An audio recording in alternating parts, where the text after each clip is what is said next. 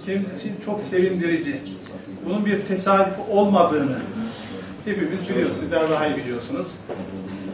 Eğer tesadüf olsa bugün de o tesadüfün devam etmesi gerekir. Ama bugün bakıyoruz böyle bir şey yok. Demek ki ülkemizde demokrasi ve insan haklarındaki iyileşmeler aslında bu huzur ortamında esas mimarlarını ortaya çıkarıyor. Bu bakımdan bu huzurun devam etmesini canı gönülden temenni ediyoruz. Biz elimizden geleni yapıyoruz ama esas bu konuda esas vatandaşımızın kalbindeki duygu çok önemli. O algı çok önemli. Vatandaşımız artık terör yaşamak istemiyor.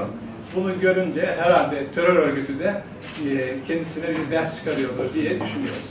30 yıl boyunca bize Ermeni damgası vurdular, bize envai türlü şeyler yaptılar. Halbuki böyle bir şey yok. Biz milletimize, vatanımıza bağlıyız, barışı da istiyoruz. Kurban attı. Yani ne kirak ya, ne tüstek, meyabet, ne derman bana ya. Hem şu ne ya. Sayın Vekilim. Hem soruna kaç çöz. Bir de hatırı ifade. Her memnun. Vallahi çıkaran milyar almış, 6 milyar bana. 16 milyar bana vermişler. Hadi ya. Yani lime bin sahip. Hacı İbrahim, Hacı Milletvekili Adıyaman'a, Ahmet Ağabey. Tayyip Erdoğan sıra bir haber. Mara sınav kaldı, bura mara daha bir kez. Sayın Başkanım, hadi sağ olun, sağ olun.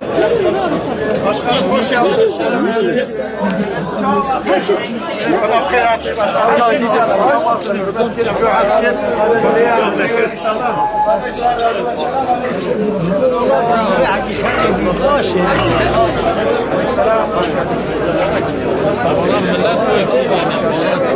Millet